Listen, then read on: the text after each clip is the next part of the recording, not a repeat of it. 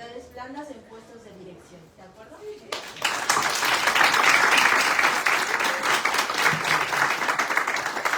Jóvenes, bienvenidos, buenas tardes. Vamos a iniciar el tema, vamos a entrar en materia de inmediato.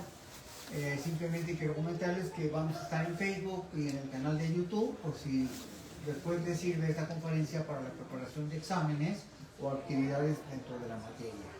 Vamos a iniciar el tema, voy a sentar, voy a usar el micrófono por razones del YouTube y del Facebook. Y tenemos aquí que estamos hablando de neurodesarrollo de habilidades blandas. ¿Qué podemos entender? Bueno, es una capacidad que se adquiere a través de la experiencia de la educación. Y el objetivo es que tengamos la capacidad de ser líderes. Los directores son líderes.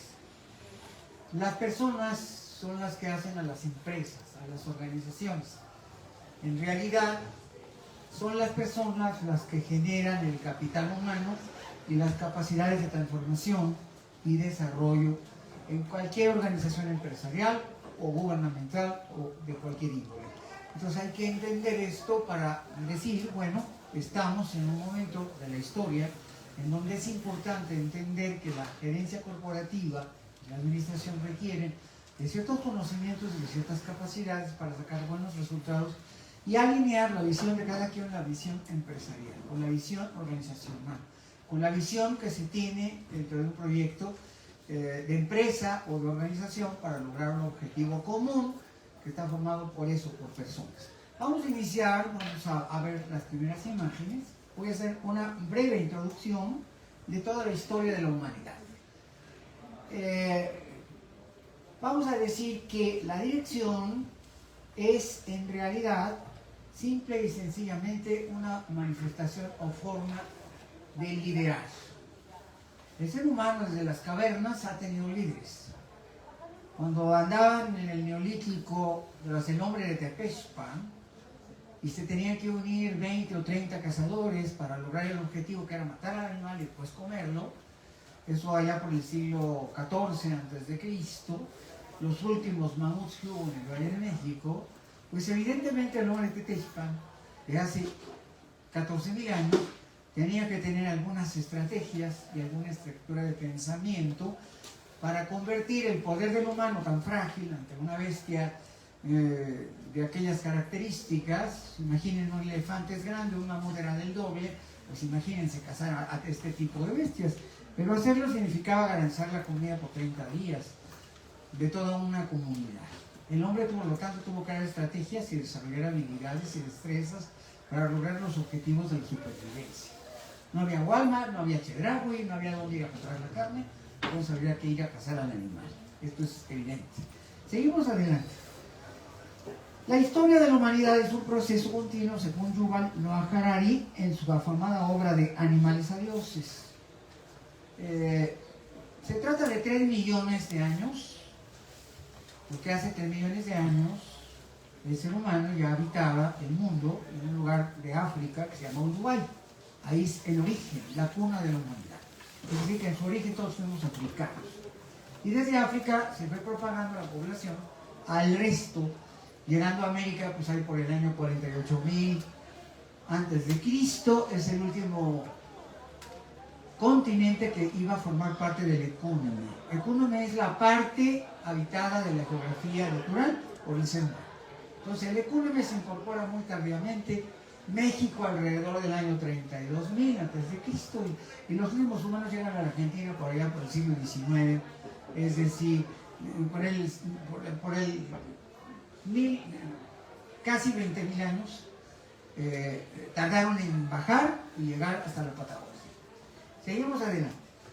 El desarrollo del ser humano, por lo tanto, partiendo de hace 30.000 años, en donde había una cultura paleolítica. Recuerden que la prehistoria es paleolítico, mesolítico, neolítico, es decir, estamos hablando de un viaje de 30.000 a.C. a 3.000 a.C. El paleolítico es cuando el hombre vivía en pequeñas bandas muy pequeñas, no más de 12 o 15 individuos, y todos filoparentales, de la misma familia, fratria o sangre. Hay una enorme consanguinidad, pero ya tenían líderes. Después viene el mesolítico. Pasamos, por lo tanto, de la piedra tallada del paleolítico a la piedra pulida del Neolítico, y en la época neolítica, allá por el año 9000, 10.000 antes de Cristo, el hombre ya vivía en aldeas. Ya no eran pequeños grupos, sino ya podía haber aldeas y grupos muy grandes, de tribus, de 2, de 5.000 o más habitantes. Se empezó a asentar y descubren la agricultura y la ganadería, y eso lo convierte en un individuo productivo. Ya no depreda la naturaleza, sino que esta. Obviamente se complica la organización social, hay que desarrollar técnicas de liderazgo para sobrevivir en grupos enormes. Es decir, jefes tribales que tuvieran cualidades de líderes. Seguimos adelante. Viene la edad del bronce, la edad del hierro y todas las civilizaciones antiguas que van del 3000 a Roma, del 3000 a.C. a Egipto, Sumer, Akkad, Asiria, Babilonia, India, China, Persia, Grecia y Roma. Durante todo ese periodo de tiempo, el hombre fue complicando sus estructuras. En la época del Imperio Romano había una ciudad que era Alejandría, que tenía 800.000 habitantes. Imagínense, 800.000 habitantes en el siglo I antes de Cristo. La ciudad de Roma tenía alrededor de medio millón de habitantes en el siglo I, pero alcanzó el millón de habitantes en el siglo III. Entonces, evidentemente, pues había que hacer cosas. Uno se imagina cosas tan raras y locas como estas.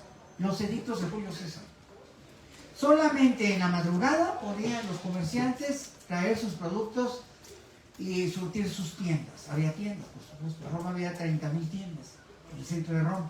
Y luego estaban las panaderías de gobierno, que eran como las de ahora, que regalaban el pan. Eran los programas de entonces de asistencia social. Entonces te regalaban el pan. Entonces hacían el pan, te regalaban el pan, ibas por tu pan y no pagabas nada. El Estado hacía el pan y regalaba el pan. Pero el ser humano ya era igual. Prácticamente ya había creado un proceso de organización tal que ya había organizaciones, ya había empresas, ya había estructuras de pensamiento y de desarrollo. Pero hay algo que cambia la historia de la humanidad y es donde me voy a centrar. Grecia. Grecia fue la única civilización de la antigüedad que pensó en el hombre y abandonó a los dioses. Todas las sociedades antiguas, por ejemplo los aztecas pensaban que el sol era un dios que le llamaban el ave colibrí y que lo adoraban en el templo mayor. No había dos dioses en el templo mayor. Estaba claro que estaba el otro dios, que era el eje del mundo y que era el sol, Tonatiuh, convertido en una deidad que se le llamaba el ave colibrí. Huitzilopochtli. Huitzi en náhuatl quiere decir colibrí. Entonces el ave colibrí regía los destinos de la humanidad. Pensaban que todos los días el sol salía a combatir y que tenía que luchar contra las fuerzas de la oscuridad y que por eso estaba rojo el amanecer, que la sangre de Dios se había vertido en el cielo, y entonces pues estaba rojo porque era la sangre del Dios que peleaba toda la noche pues para que hubiera sol y hubiera cosmos y hubiera un orden, y entonces había que sacrificar humanos pues para que el sol bebiera la sangre perdida, y por eso los aztecas mataban a los humanos y lo ofrendaban a sus dioses para darle vitalidad al sol y que a su vez el sol pudiera defendernos a nosotros. Era como una especie de simbiosis. Sin embargo, los griegos, que también tienen dioses estos como Zeus, dijeron no, claro que no. El factor humano está por encima del factor divino. ¿Por qué no jubilamos todos esos dioses como Zeus, que ni existen ni sirven para nada, y pensamos en alternativas reales? El hombre y sus pensamientos es lo que genera el crecimiento, el desarrollo. Es lo que genera el conocimiento. Entonces abandonan la religión y crean la ciencia. Pensamiento crítico. En la época de Pericles, de Sócrates y de Platón, comienza el pensamiento crítico. Lo que tú piensas tiene consecuencias. Y una larga acumulación de conocimiento genera una transformación. Los cambios del desarrollo y del crecimiento se deben a la mente humana y no se deben a un Dios. Y por lo tanto nosotros, los seres humanos, lo controlamos. Y todas las enseñanzas de Platón y de Sócrates terminaron en Aristóteles. Y Aristóteles dijo, hay un órgano que crea el conocimiento que se llama el cerebro. Y hay sustancias que lo alimentan. Ahí comenzamos, seguimos adelante. Termina la introducción. y entramos propiamente al desarrollo del tema. Un poquito más adelante, ya estamos en el 2050, ya nos pasamos un poquito. Nos vamos a parar exactamente, ya nos adelantamos mucho. Un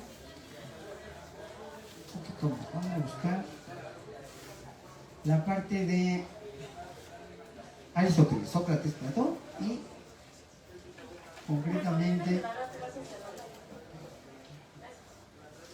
el cerebro humano fue estudiado por Hipócrates. ¿Quién es el padre de la medicina?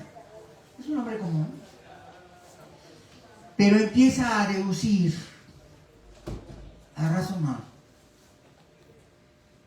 que hay en el hombre factores que utilizan los presocráticos, como son Heráclito, Demóstenes, más tarde, va a hacer una apología de Heráclito. Heráclito decía que todo proceso humano de transformación se da en un proceso eterno de cambio.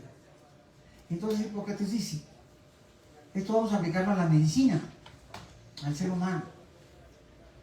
El ser humano es, en realidad, en sí mismo, un urtilugio. Está lleno de enigmas. Pero todos los seres humanos son iguales y a la vez diferentes. No hay cosas iguales. Hay personalidades, hay individualidades. Y entonces él se enfoca y crea la medicina basado en ciertos elementos que vamos a ver enseguida. Vamos a hablar de los humores. El cerebro se asocia al comportamiento del ser humano desde la época de los griegos. Se pensó que en este órgano radicaba la mente humana capaz de pensar. A ver, cerebro es una estructura biológica, pero mente es la consecuencia de esa estructura biológica. No es lo mismo ser humano con alma que ser humano sin alma. Aristóteles crea una palabra nueva que se llama psicología. Viene de logos, que significa palabra, y de psique, que significa alma. Cada ser humano es diferente y porque tiene un alma que lo hace diferente. Pero los griegos piensan en el alma no como una mente, sino como algo más etéreo, invisible. Pero la palabra psicología en su origen es eso. Logos tratado y psique alma. Hoy sabemos que en realidad el alma no es alma, sino que es una forma tuya particular de pensar que te hace diferente a todos los demás. Te hace único, te hace irrepetible, como las huellas digitales. No hay dos iguales. Ni el comportamiento del humano se puede predecir. Aunque tenga 5 hijos, los 5 son diferentes, piensan diferente, quieren cosas diferentes y tienen una singularidad propia. Esto es Aristóteles. El logo de Aristóteles. Y entonces comienza a la búsqueda de cómo es el pensamiento del hombre. Ahí comienza todo. Claro, es filosofía, pero acuérdense que la ciencia madre de la filosofía es la filosofía y derivan todas las demás ciencias de ahí. Obviamente, deriva todo lo que hoy llamamos psicología contemporánea moderna. Pero lo que ustedes deben pensar, muchachos, es que en ese momento, siglo V pericleano, es cuando comienza el desarrollo del pensamiento crítico. Porque vamos a decir doxa y aletheia, en griego. Doxa, opinión. Tú tienes una opinión, aquel otra, y cada quien tiene su opinión. Pero detrás de una opinión hay una verdad. Y entonces viene el método científico, la hipótesis. ¿Quién tiene la razón? ¿Quién dice la verdad? Y eso es el pensamiento crítico. Si lo demuestras, es verdad. 2 más 2 es igual a 4, ahí tienes una verdad matemática. El triángulo tiene 3 lados, ahí tienes otra verdad matemática, en este caso geométrica. Y entonces el pensamiento crítico comienza como la búsqueda de la verdad. Y la búsqueda de la verdad lleva a la ciencia. Y entonces Aristóteles, que educa a Alejandro, se le ocurre, a ver, cuando vayas a tus viajes de conquista, mándame todas las hojitas, todas las aves, todas las mariposas, para que yo empiece a hacer clasificaciones. Y empezamos a observar a la naturaleza como un instrumento de desarrollo y crecimiento del pensamiento. Para que entendamos el mundo, necesitamos crear las ciencias naturales. colecciona las piedras, colecciona las aves, colecciona las hojitas, para ir teniendo una noción biológica de especies, de aves, pero decía Aristóteles, sobre todo de sustancias. ¿Qué hay de sustancia en el ser humano que le permite pensar? ¿Qué hay de sustancia en las hojas, en los troncos, en la madera, en los metales? Y entonces viene la búsqueda de la sustancia. Y estamos hablando de que van a ser la química. La búsqueda de las sustancias va a llevar a la química. Seguimos adelante. Hipócrates y su yerno Polibio crearon la teoría de los tumores. Esta sostiene que hay 4 sustancias en el cuerpo: sangre, bilis amarilla, bilis negra o flema. Seguimos adelante. Las sustancias se asociaron a los 4 elementos de los filósofos presocráticos como Tales de Mileto, Heráclito, Anaximenes, Anaximandro, Anaxágoras. Seguimos adelante. Que hablan de agua, tierra, fuego y aire. Seguimos adelante. El estudio dio lugar a 4 tipos de personas con determinados comportamientos asociados a cualidades físicas: calor, humedad, sequedad, frialdad. Seguimos adelante. Y entonces se empieza a clasificar a los seres humanos. Los sanguíneos son fogosos, los biliosos son enojones, los melancólicos siempre están tristes, los flemáticos se reservan todo y no tienen amigos. ¿Sí estamos entendiendo? Es un intento en pleno siglo IV para clasificar al ser humano. La periclea es precisamente identificar las cualidades y las sustancias, supuestamente son las sustancias, ya expliqué, son las 2 bilis, y la sangre, ¿verdad? Las sustancias que hacen las diferencias. Seguimos adelante. Estas ideas se plasmaron también en la astrología, que dividía 12 signos: el zodiaco, 3 de aire, 3 de fuego, 3 de agua y 3 de tierra. De ahí viene la astrología. Desde el siglo I había astrólogos. Esa es una creencia, no es una ciencia. La astronomía es una ciencia, la astrología es una creencia. No está basada en la ciencia. En realidad es una doxa, es una opinión de alguien, pero no tiene ningún valor científico. Seguimos adelante. Pasa mucho tiempo. Mucho. 2000 años. Del siglo V a.C. al siglo XV. Y Leonardo da Vinci descubre, está buscando esas sustancias. Él es un hombre de ciencia, es un polímata. Polímata quiere decir que te dedicas a muchas cosas. Inventó el helicóptero, inventó el avión, inventó el submarino, inventó el automóvil. Hizo volar a su sirviente con las alas. Y obviamente también es un pintor y un escultor y un diseñador. Pero quiero que sepan que inventó cosas ridículas. La servilleta, para que no te batas las manos de porquería. El espagueti. Y el tenedor para comerte los espaguetis. Y la cámara para hacer el espagueti. Y tiene un libro de cocina. Una maravilla. Se metió a todo. No dejó una sola área de la ciencia. Deslumbró al mundo. Nadie lo entendía. Pero también era médico. Y fue el primer neurofisiólogo del siglo XV. Y entonces, pues para hacer neurofisiología necesitas cadáveres de humanos para poder cortarlos y ver cómo es por dentro, cómo es el cerebro, cómo son las articulaciones, las venas. Y entonces, estaba prohibido por la Inquisición. Te quemaban en leña verde si hacías eso, si estabas profanando el cuerpo. Pero era tan inteligente Leonardo. Pero tan bestialmente inteligente que lo llamaban todos.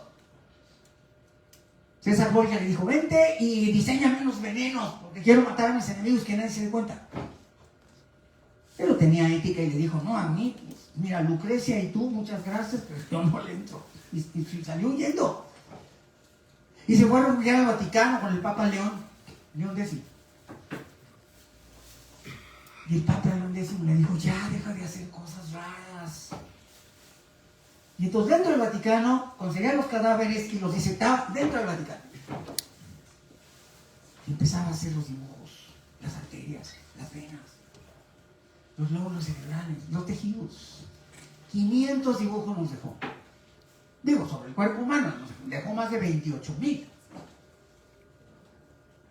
Obviamente Leonardo era un genio incomprensible. Se dice que tendría como 140 o 160 de IQ, pero pues nadie lo pudo medir, no había IQ todavía. Podemos saber de Einstein, que tenía 144, porque ya es del siglo XX. Y entonces Leonardo va dejando una herencia, la búsqueda de cómo trabaja el cerebro, de cómo trabaja el cuerpo humano, de qué hace, cómo lo hace. Y uno dice, bueno, ¿y eso para qué? Para todo. Y pasa la historia como genio incomprendido, autor de La Gioconda, que fue una obra que nunca terminó después de 14 años, pero que está en el Louvre como la obra cumbre de las 11.000 pinturas que hay. El rey de Francia, cuando lo vio muy viejito, fue por él a Italia, salió a su castillo y le dijo a su mamá, oye, quítate porque quiero aquí a Leonardo todas las noches. Había un túnel entre la habitación del rey y la habitación de la mamá del rey, y quitó a la mamá por poner a Leonardo. Y así todas las noches iba a instruir con Leonardo. Francisco I, rey de Francia. Murió en los brazos del rey de Francia. Por eso toda su obra está en Francia y no en Italia. Pero estos hombres dejan huella. Y entonces después de Leonardo vinieron 50 grandes, eminentes negociólogos a seguir disectando cadáveres. ¿Qué destruyó a Leonardo? El artritis reumatoide, también el colapso de las venas y las arterias, concretamente cuando se taponan. Muchísimas cosas. En la medicina son de Leonardo. Seguimos adelante. Vesalio fue el que siguió, fue el discípulo de Leonardo. Vesalio pues siguió los trabajos de su maestro. Seguimos adelante. Finalmente, en el norte de Europa, este es Descartes. Descartes dijo una frase inmortal. Pienso, luego existo. Casi nada. Pienso, luego existo. Seguimos con Descartes. Descartes murió, ya nos pasamos un poquito. Al final de su vida, Descartes afirmó: el cuerpo y la mente se relacionan entre sí en forma material y el cerebro es el centro de dicha actividad. Con esto nos hemos quedado. Lo dijo en Holanda, porque el rey de Francia, tanto Luis XIII como Luis XIV, lo detestaban. Porque ellos querían quedar bien con el Papa y obviamente apoyar las ideas de los científicos era contradecir la Iglesia. Entonces va a Holanda, que son protestantes. Ahí no tenía nada que ver el Papa, que habían corrido a los católicos. Y entonces ahí desarrolla esa visión de que hay una ciencia por encima de la religión. Y que la ciencia va a ganar y la religión va a morir y va a perder por esa ignorancia de no aceptar el pensamiento científico y de contraponer. Seguimos adelante. Estaba avanzado Descartes y afirmó que los sueños eran causados por la actividad del cerebro. Eso lo va a descubrir Freud en el siglo XIX, pero Descartes lo había intuido. Seguimos adelante. Descartes murió el 11 de febrero de 1150, a la edad de 53 años. Seguimos adelante. Existen otros grandes descubrimientos. Thomas Niels fue un anatomista, padre de la patología. Sinan nació en Arta el 12 de febrero de 1137 y fue el mejor microdisector del siglo XVII. Microdisección, hacer pequeñas disecciones para ir construyendo los órganos, los tejidos, ir entendiendo el cuerpo humano. Sigamos adelante. Robert Hooke nació en 1635 y era inglés. Presentó en la Royal Society el modelo del mecanismo de la memoria humana, explicando que había áreas del cerebro que guardaban la memoria. Seguimos adelante. Mesmer fue un médico alemán de 1761 que descubre que hay campos eléctricos en el cuerpo. Es decir, que todo tu cuerpo está cargado de electricidad y que todo lo que hace obedece a esos campos eléctricos. Tenía razón. Hoy, como medimos la actividad del pensamiento a través de un electroencefalograma, que es el estudio de los campos eléctricos que nos permiten decir las ondas teta, las ondas alfa, las ondas delta y todas las estructuras del pensamiento que ocurren dentro de estos campos eléctricos. Seguimos adelante. Más adelante. Franklin fue discípulo de Mesmer y se sometió a los tratamientos mesméricos para mejorar su salud. Seguimos adelante. En el siglo XIX, Joseph Gall creó la frenología y mapeó el cerebro por primera vez. Es decir, la noción de que hay áreas del cerebro específicas para cada cosa. Seguimos adelante. Según Gall, el instinto de reproducción está en el cerebro. El amor a la descendencia en el área 5, el afecto y la amistad en el área 3, el instinto carnívoro en el área 2, el instinto de autodefensa en el área 9, en la agudeza inteligencia en la 7, el sentimiento de propiedad en la 9, el orgullo y la arrogancia en el área 12, la vanidad y la ambición en el área 14, la circunspección en la 19, la memoria de las cosas en la 17, el sentido de los lugares en el 23, la memoria de la gente en el 24, la memoria de las palabras en el 1. El sentido del lenguaje y del habla, área 3, el sentido de los colores en la 18, el sentido de los sonidos en la 26, el sentido de las relaciones entre seres humanos en la 30, el talento arquitectónico en la 33. Este es el mapa de Gall. La seguridad en el área 35, el sentido metafísico en la 34, el sentido de la sátira en la 32, el talento poético en la 40, la benevolencia en el 42, la mímica en el 41, el órgano de la religión en la 43, la constancia y la firmeza del propósito en la 44. Hoy sabemos que la frenología fracasó en un 97% de su observación, o sea que todo lo que dijo fue falso. ¿Y por qué estamos estudiando a Gall? Si todo lo que dijo fue mentira. Porque Gall creó la noción de que el cerebro estaba dividido en partes especializadas en hacer algo en concreto. Y eso cambió la ciencia. Porque esa idea se quedó y empezaron a buscar cuáles eran las partes reales. La memoria a corto plazo debe estar en un lugar, la de largo plazo debe estar en otro. La capacidad de mover el cuerpo debe estar en un lugar, la de sentirlo debe estar en otro. El sentido de la vista debe estar en algún lugar. Y entonces esa búsqueda se desató gracias a Gall. Por eso es tan importante Gall en la historia de la neurociencia. Seguimos adelante. Los sabios de Salpêtrière. Salpêtrière es el manicomio de París. El hospital psiquiátrico más famoso de Francia y del mundo fue donde nació la verdadera ciencia neurológica. Los dos genios que trabajaron en el Salpêtrière fueron Philippe Pinel y Jean-Martin Charcot. Ambos crearon las nuevas ciencias psiquiátricas y neurológicas. Seguimos adelante. Pinel nació en el sur de Francia. Ya estaba la Revolución Francesa. Entonces la iglesia fue abolida. Entonces el desarrollo de la ciencia ya era duro y rápido porque ya no había oposición. Había sido totalmente aniquilada la Inquisición. En Francia la Inquisición terminó en 1908. La abolió hasta en España Napoleón. Ya no había Inquisición, ya podías pensar y se crea lo que se llama el libre pensamiento. Y entonces a los curas me lo echaron de la Sorbona y entraron los matemáticos, los físicos, los biólogos, los científicos, los abogados, los arquitectos. Muy bien. Estudió en Toulouse medicina y ¿qué hizo Pinel? A los locos antes los torturaban, los amarraban, los golpeaban, les hacían sangrías, era una cosa terrible. Y por primera vez Pinel dijo, no, son seres humanos, no los toquen, respétenlos, trátenlos como seres humanos. Y entonces crea una ciencia humanística. Y empiezan a resolver problemas que verdaderamente llevaron a una nueva era en el concepto de la neurología y de la psiquiatría. Él es el primer psiquiatra, por lo tanto el padre de la psiquiatría. Seguimos adelante. Charcot pasó a la historia como el médico milagroso y padre de la neurología. Charcot es una historia porque era un hombre pobrísimo, no tenía ni para comer. Nadie pudo estudiar en su casa, eran 4 hermanos, y no había dinero. Y este hombre llegó a ser el mejor médico de Francia y el médico de Europa por esfuerzo personal. Comienzan las historias de éxito. Comienzan las universidades públicas. Francia crea las universidades públicas. Francia crea la primaria, secundaria y preparatoria obligatorias. México nada más iba copiando. Y luego crea una universidad del Estado, sostenida por el Estado. Entonces es un cambio. Y este hombre que podía haber sido menesteroso y ser carretonero en su ciudad, se convierte en el más importante, el padre de la neurología, el más importante médico de la historia de Francia, más que Pasteur. ¿Qué hizo? Vamos a ver.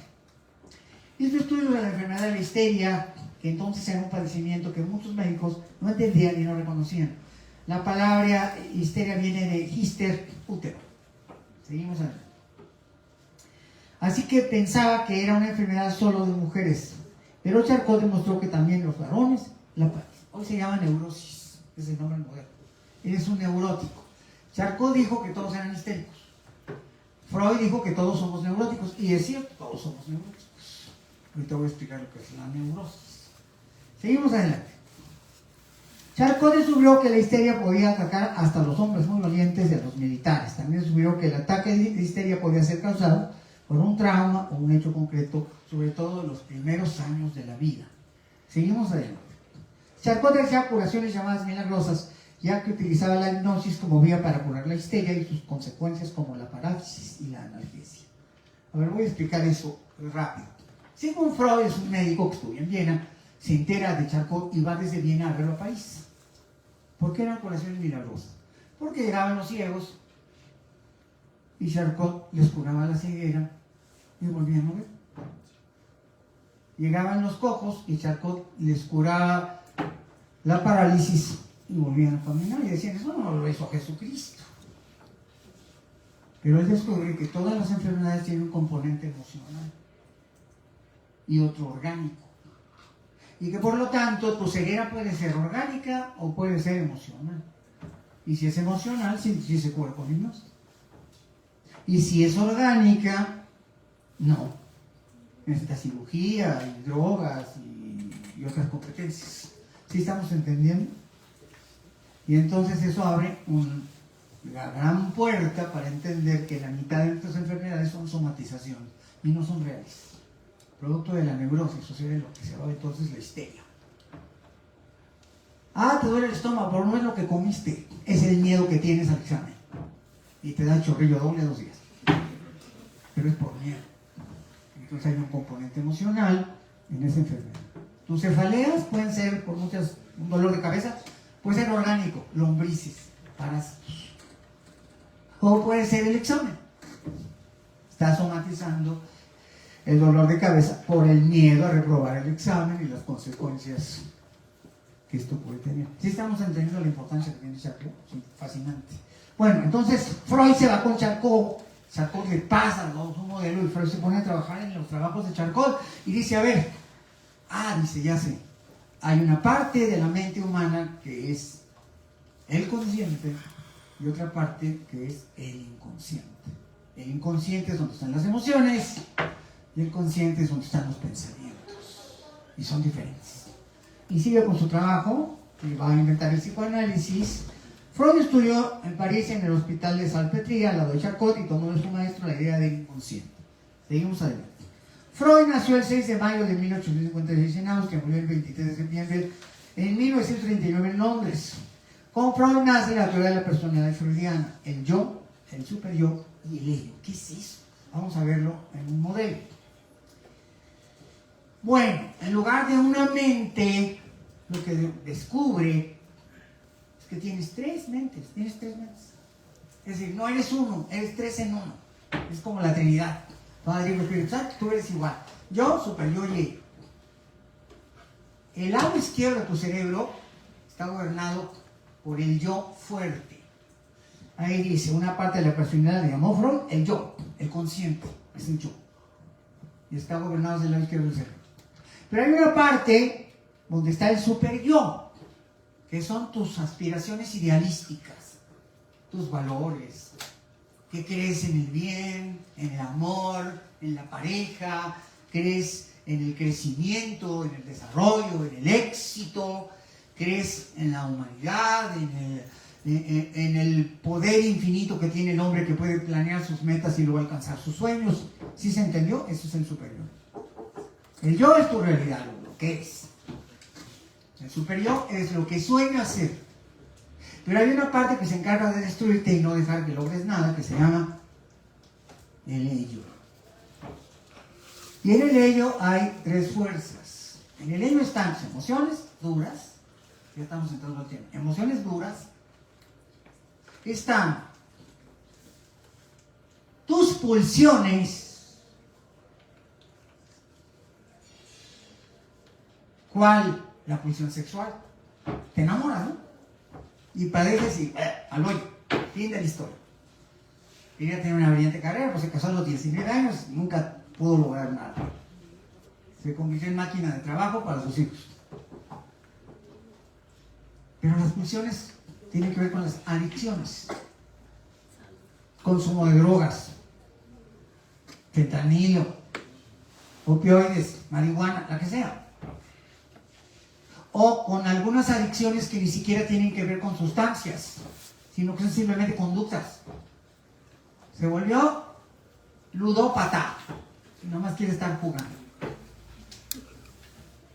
Sí, hay adicciones que no tienen nada que ver con sustancias, nada más son conductas.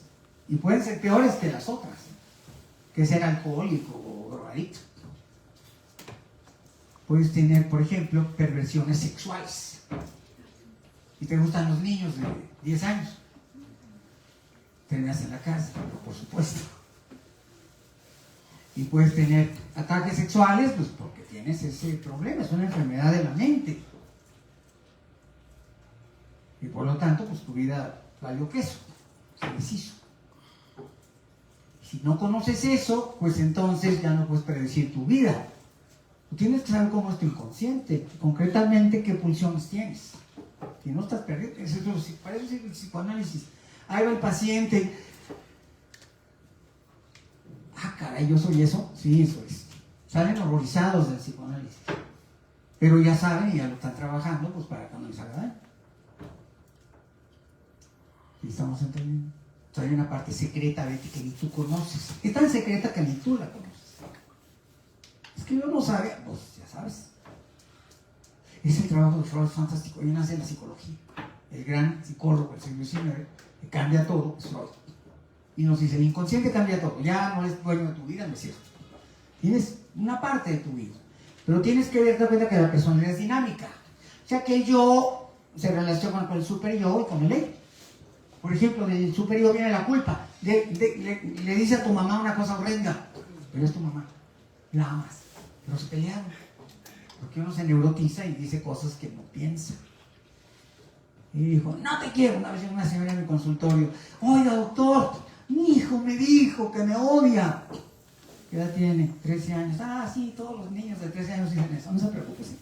Es normal, señor. Y no la odia. Está enojado. ¿Sí estamos entendiendo?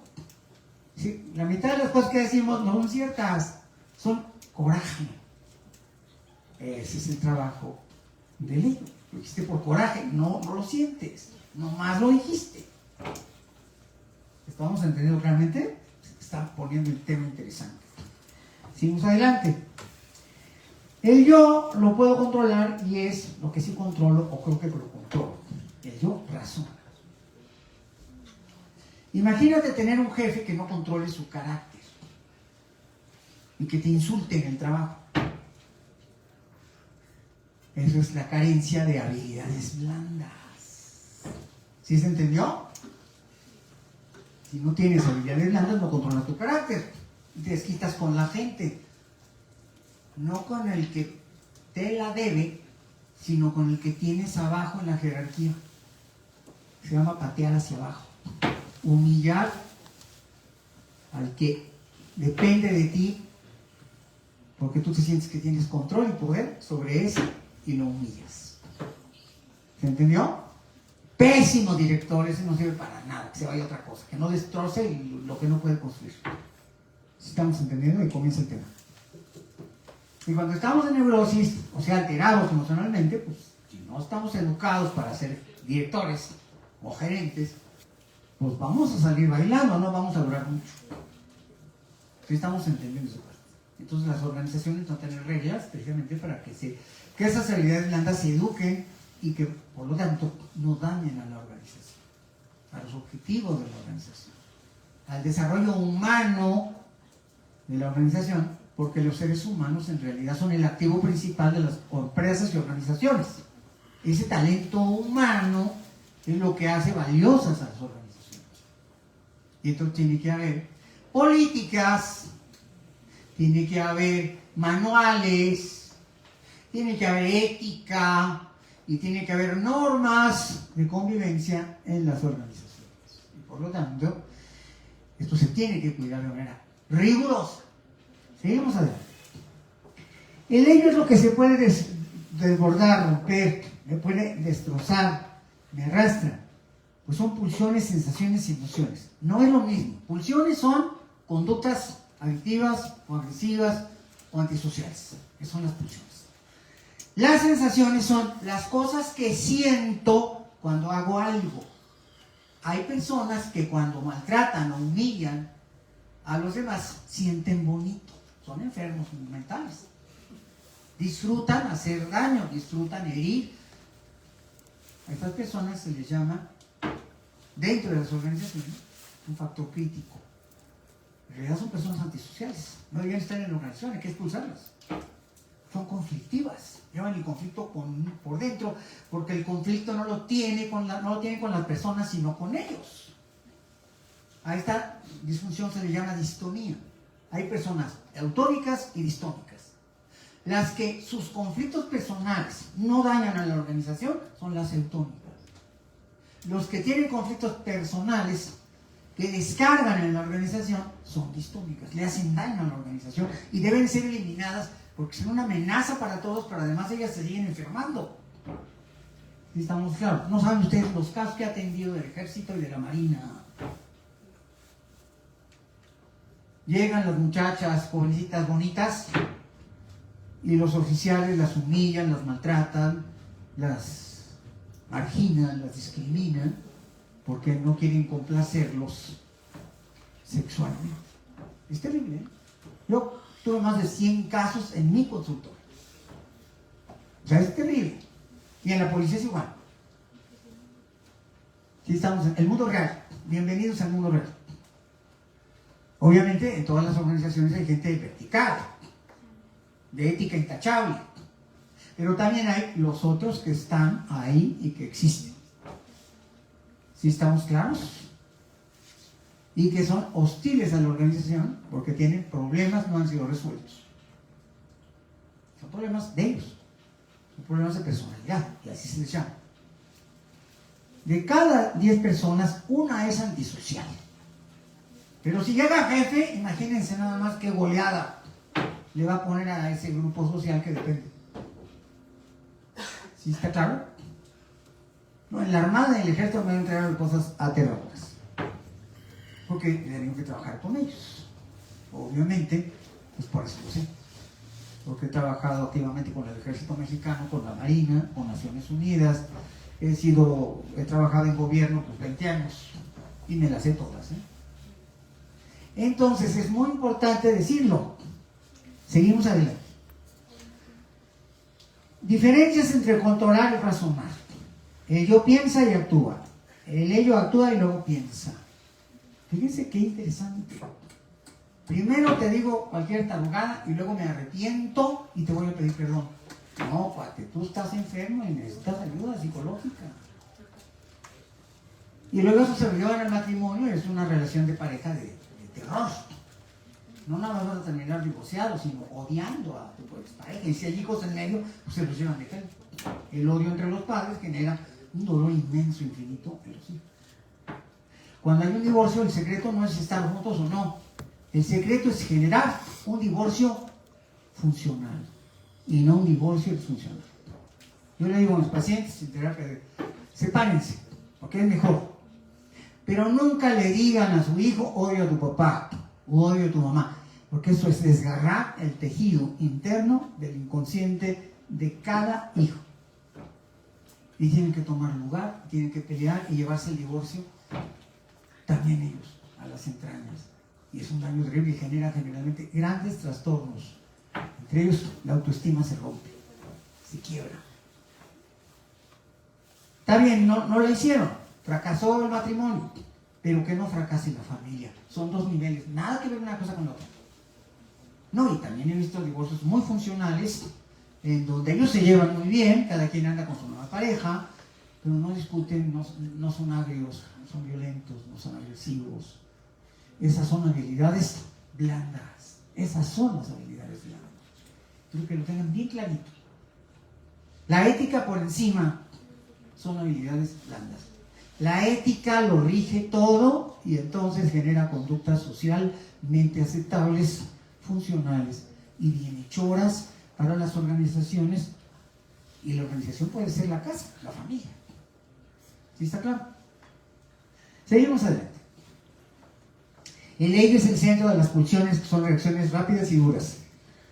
Duras, las pulsiones todas son duras. Pulsión muerte. ¿Qué es la pulsión muerte? El placer que siento cuando mato. Ojalá que no la tengas.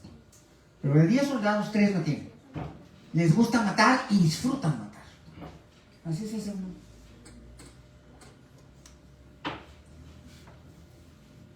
La pulsión ataque. Nomás por atacar, nomás por lo que diga, no importa. El chiste es siempre llevarte la contra. Si es un matrimonio, pues aquí es la casa del infierno, ¿no? Pero es que la pulsión del cuate o de la chava es otra cosa. Pulsión huida. No dar la cara nunca y huir y estar llenarse de miedo y vivir con el miedo y no encararte nunca a tus problemas. Y muchos de estos se mueren porque tengo un caso muy que le dolió la cabeza 2 años y no aguantaba los dolores de cabeza, tomaba mejorales, murió, tenía un tumor, nunca se lo atendió, falleció. El cuerpo mandó señales, no les hizo caso, murió. Pulsión vida. La pulsión vida es que todos tenemos miedo a morir, es algo muy normal y muy natural. Te acercas a un precipicio y dices, uy, no tan cerca no. Me da, decían los antiguos, estramafat, acercar más, no, yo no me acerco. Quiero vivir, no me quiero morir. Cuando oyes un ruido en la casa a medianoche, pulsión vida, a ver, investiguen, ¿quién se metió a la casa? Es un gato. Bueno. Es la pulsión vida. Pulsión sexual, bueno, pues esa no se las explico, ya la conocen. Te calientas, literal, sube la temperatura a 2 grados, es literal, en el cerebro y en la estructura corporal y hasta la sangre, y es porque te enamoraste o porque alguien te gusta mucho. Circula el corazón más rápido, te acelera. Pulsión sexual. La pulsión de morir es diferente a la pulsión muerte. Pulsión muerte es, te gusta matar. Pulsión de morir es, puedes tener la pulsión de intentar morirte e intentar hasta que lo logras y pues te suicidas. Tiene que ver con depresiones y trastornos muy severos de la corteza cerebral, donde un problema de depresión endógena no fue atendido y terminaste. Uno de los hombres más ricos de México, no voy a decir quién, pero es una de las tiendas más grandes que hay en América Latina, en el país, de las empresas. Me llevó a su hijo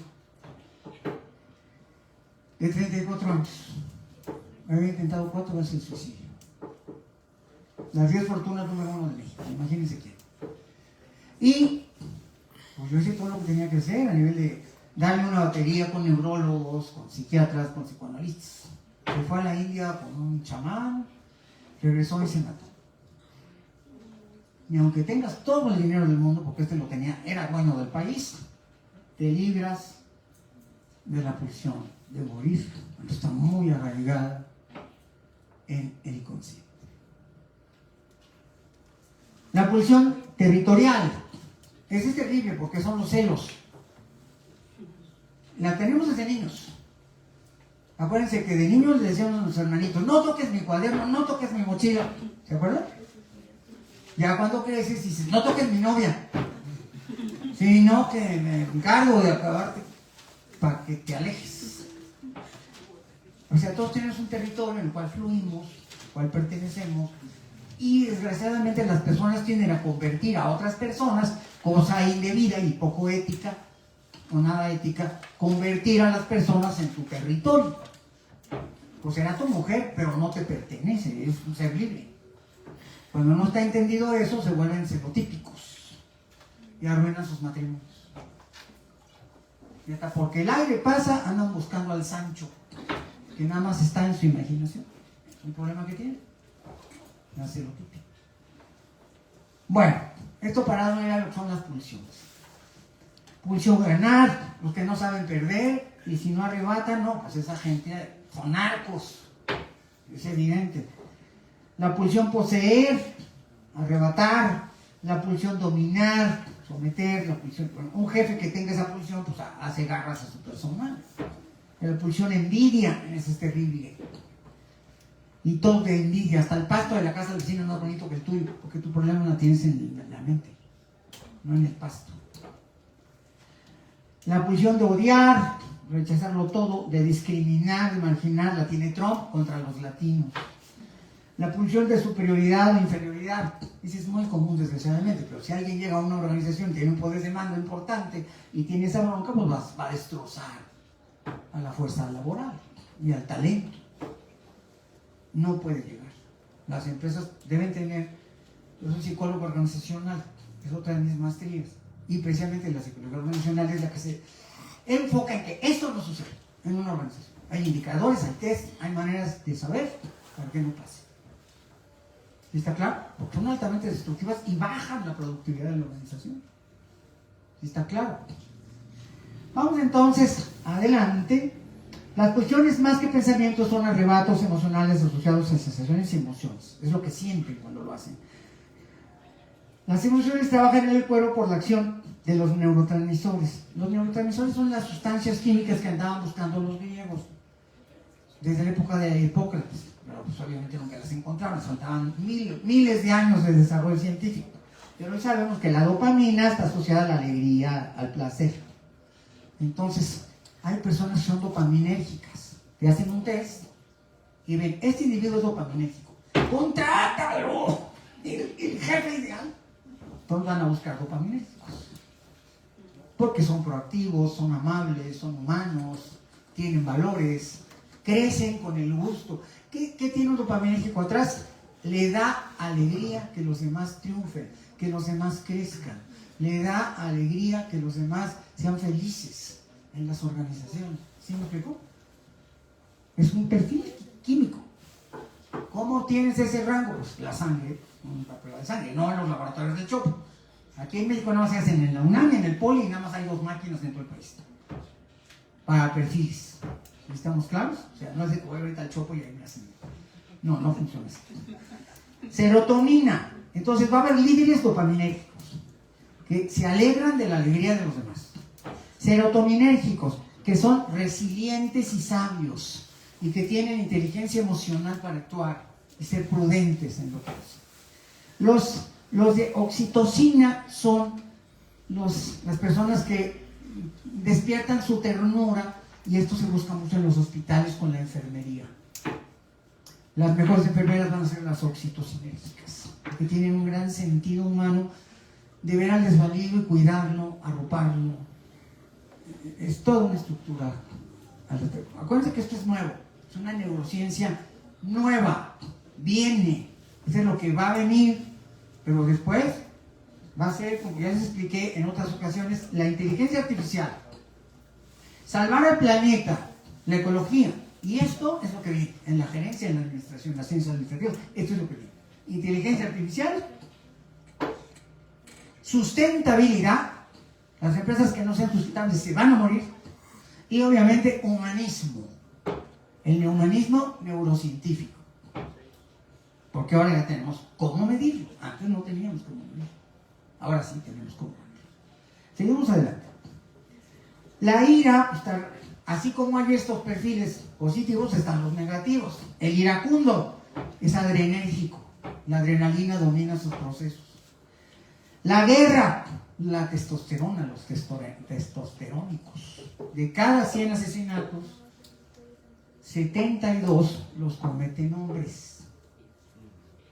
Porque el hombre no controla a la hora de matar, es muy difícil que se controle.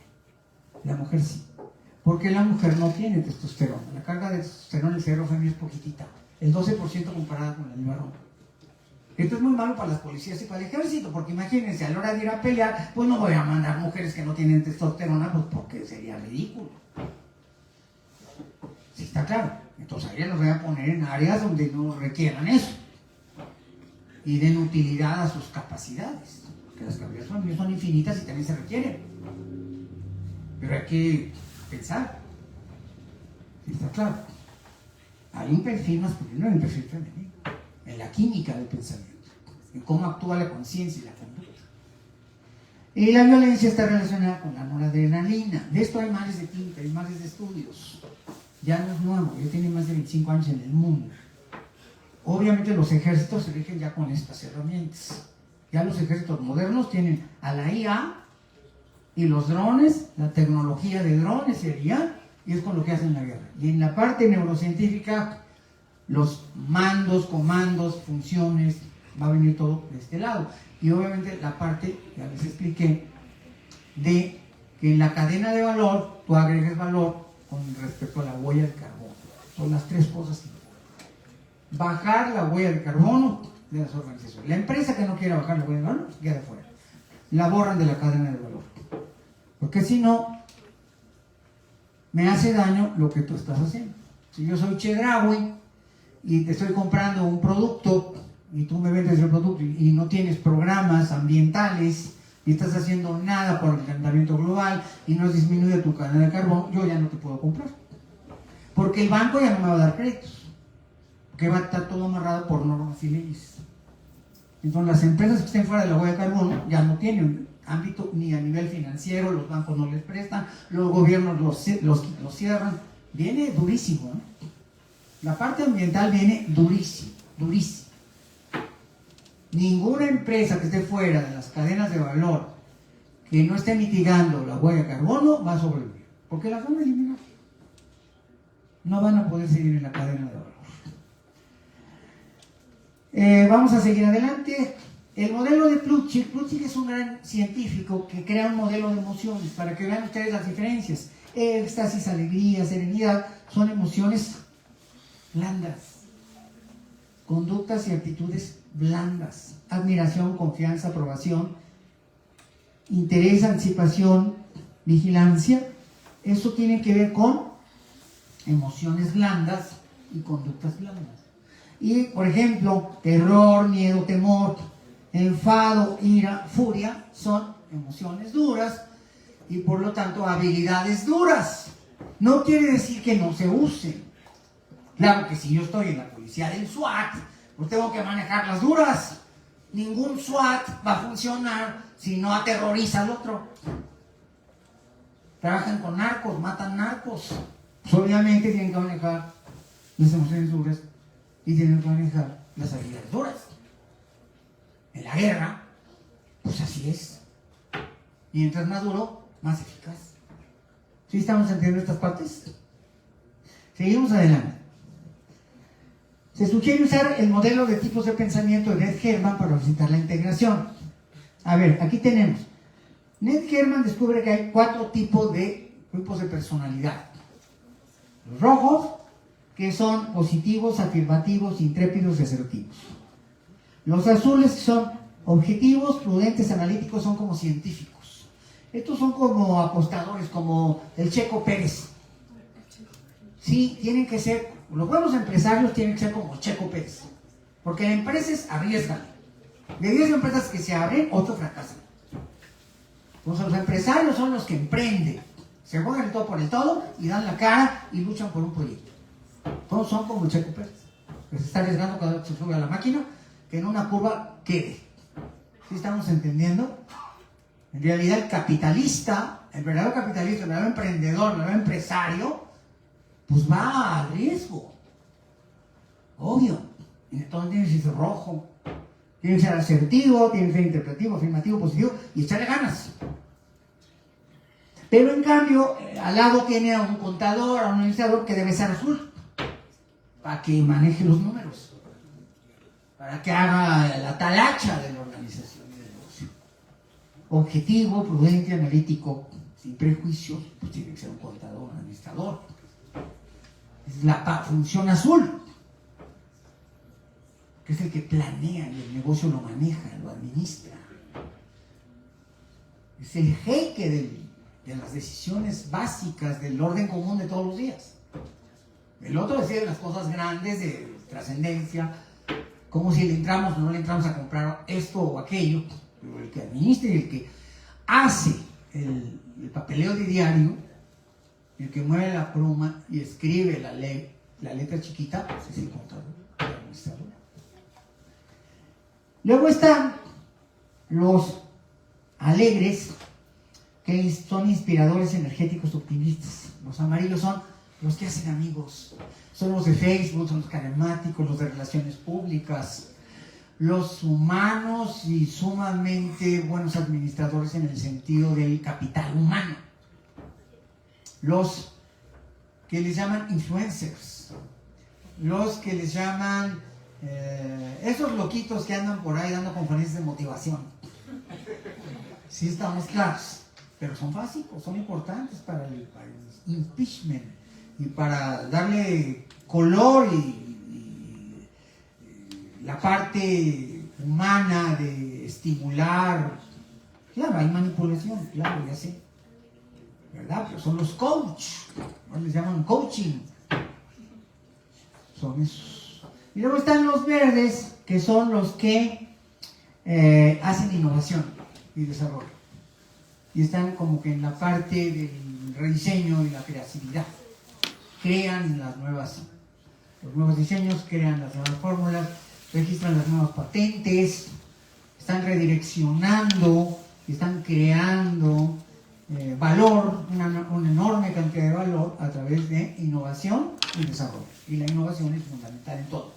Y puede ser innovación de producto o innovación de proceso, de diseño de procesos. Pero esas mentes creativas se necesitan para generar los nuevos productos y las nuevas mercancías, porque todo es muy obsoleto, muy rápido ahora. Y este es el nuevo catálogo de negocios, viene de los verdes. Y ahí tenemos los 4 tipos de personalidad. Y obviamente, seguimos adelante, ya vamos a terminar. El desarrollo de habilidades blandas para actuar con corrección, educación, ética, resiliencia corporativa con habilidades blandas. Seguimos. Solamente se puede educar. Sin un modelo educativo, pues no lo puedes lograr. Tienes que hacer, primero que haya habilidad por aprender. Una habilidad de aprender tiene que ver con que no se sientan la última cerveza del estadio. A mí, yo como lo sé todo, ya no me tienes que enseñar nada. ¿Sí está claro? Sino que estén dispuestos a colaborar, aprender, emprender rutas nuevas. Desarrollo del neuropotencial, del capital humano, proyección al futuro y un incremento de la autoestima. Porque las personas con baja autoestima todo te dicen que no. Y las con buena estima te dicen, ok, vamos a probar, vamos adelante. Cuando son con baja estima ya no quieren crecer, son jefes tapón, se convierten en objetos en lugar de sujetos y estorban terriblemente a la organización. Seguimos adelante. Modelo final para educar las habilidades blandas en los puestos de dirección. Aquí está el modelo. Proyectos metodológicos de los directores. 1. Inducción al modelo teórico de actitudes blandas. 2. Es el modelo que les acabo de presentar. Los líderes saben quiénes son y su papel en la dirección. Ética. Sin ética nada funciona. Ahí entra la ética. 3. Los líderes no dejan que el ego y yo incontrolado les gane la partida emocional, pues tienen técnicas para ablandar emociones. Pueden ser las de mindfulness, pueden ser las de Wilhelm Reich, que es un discípulo de Sigmund Freud, que crea eso, y las Zen Techniques, que están muy de moda, sobre todo en Oriente, las habilidades del Zen, que es una filosofía oriental de origen japonés, que se usa mucho en Toyota y en Nissan y todas las empresas japonesas. El Zen es como una forma de meditación y de no ofender, no lastimar, ir al frente, incluir a todos, ser incluyentes, etcétera, etcétera. Los directores hacen conexiones empáticas y sensibles con los miembros de la organización, con todos, por supuesto. Los directores admiten sus errores sin temor, porque no son perfectos. Tienen todos los errores humanos naturales. Los directores se integran a la comunidad, forman parte, no desde arriba, sino desde adentro del grupo social. Los directores son modelos de resiliencia. La resiliencia es la palabra clave que viene en el futuro.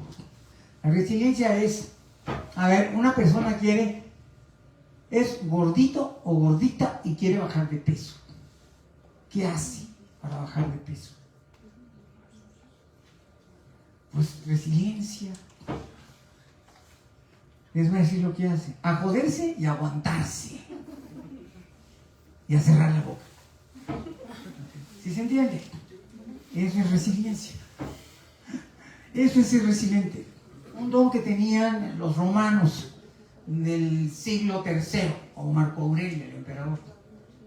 Les llaman los estoicos. Son Séneca y Marco Aurelio, y Epicteto. Epicteto escribió un manual de vida que es sensacional. Lo escribió hace 2000 años y sigue funcionando. Los directores crean entornos de trabajo saludables. Saludables de personas saludables, funcionales, proactivas, dinámicas, éticas, socialmente colaborativas. Hay aprendizaje colaborativo, hay conductas colaborativas, hay cultura colaborativa para poder desarrollar al máximo, ya les dije, la parte más valiosa de las personas, su talento. México es precisamente un país que mide la escala de felicidad de Naciones Unidas. ¿Cómo se sabe que una empresa está bien? Se aplican las herramientas de la encuesta de felicidad y ahí sale. Y ustedes que están evaluando la felicidad, en realidad están evaluando la empresa. ¿Sí está claro? Se le puede aplicar a un país, se le puede aplicar a una organización, se le puede aplicar a una persona. Pero la felicidad es un bien que se necesita en una organización para que todos estén bien y que todos funcionen bien. Y esa es la esencia de las habilidades blandas. Que tú disfrutes de tu trabajo en lugar de que lo padezcas. Claro, no crean que la felicidad no es una idea, que Naciones Unidas la tomó de la basura. No, no, no. Hay un gran psicólogo en Harvard, que es el doctor Seligman, que crea una rama de la psicología administrativa que se llama psicología positiva. Léanlo, compren sus libros. En un libro extraordinario de la encuesta de felicidad les explica todo esto de las habilidades blandas ahí. Entonces, el doctor Seligman crea la psicología positiva. Búsquenlo en internet, métanse, léanle, estudien, que lo van a necesitar para su carrera, es parte de su carrera. Y entonces nos dice, el capital humano es el ente más valioso, doctrina Harvard, de cada organización. Y este se mide a través de la encuesta de la felicidad, y pueden usar la de él o la de Naciones Unidas, que difiere un poquito. Pero sí me entienden lo que quiero decir. Todos felices, todos satisfechos. Eso es lo que significa la palabra felicidad.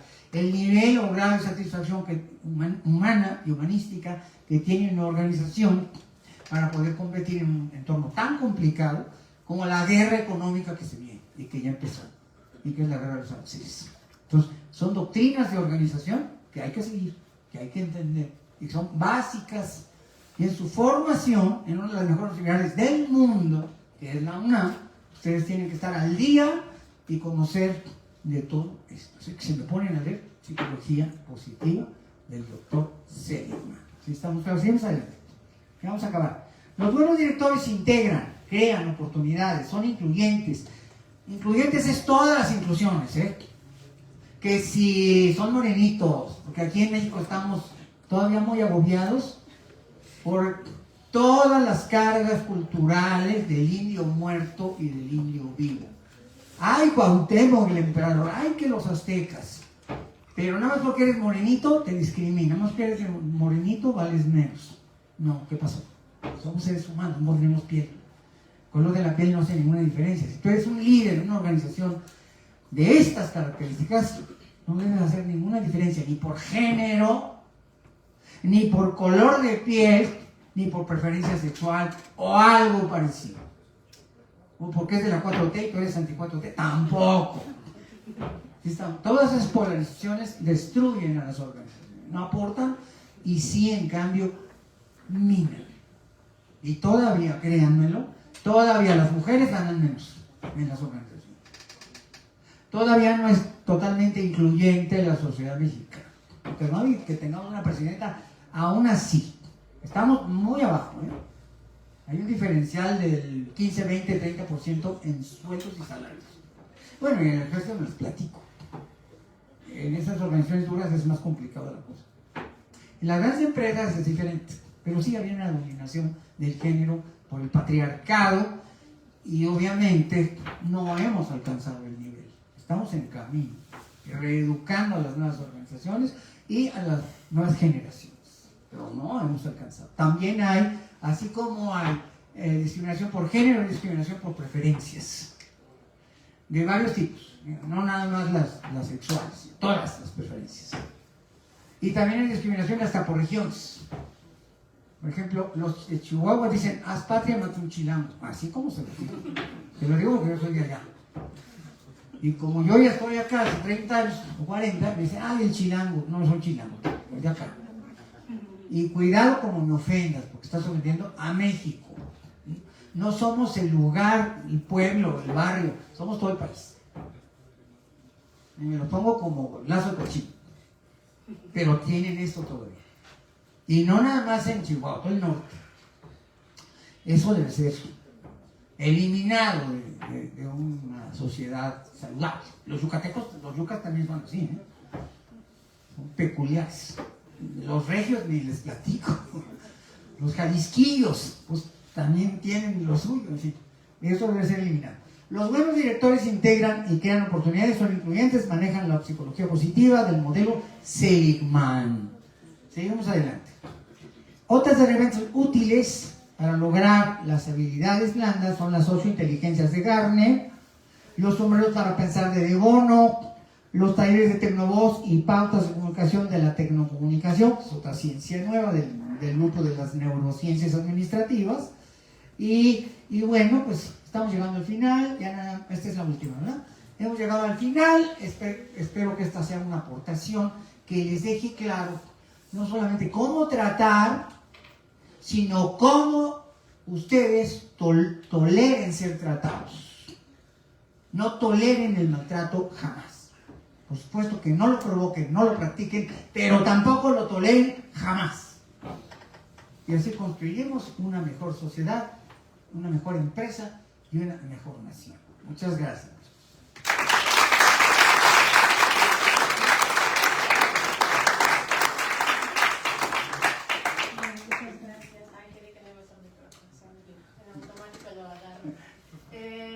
Muchas gracias, maestro José, por esta interesante plática, por este recorrido histórico de la psicología, que pienso que ya debieron ver en preparatoria, o era lo ideal, que lo vieran en preparatoria, porque básicamente esto es lo que se ve en ese nivel.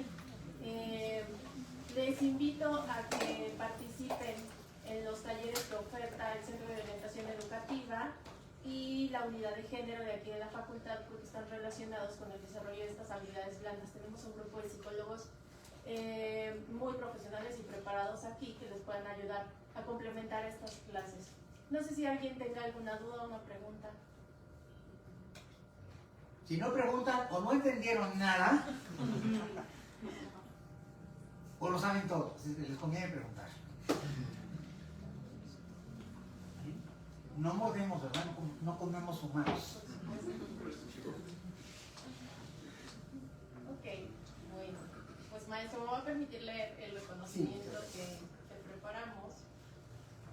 Dice, Universidad Nacional Autónoma de México, Facultad de Contaduría y Administración, otorgan el presente reconocimiento a José Salvador David Cruz Ramírez por haber dictado la conferencia Neurodesarrollo de Habilidades Blandas en Puestos de Dirección en el marco de la 30 Semana Académica Interdisciplinaria. Por mi raza habla en el espíritu, desde septiembre del 2025, y firma el doctor Armando Tomé González, director de esta. Muchísimas.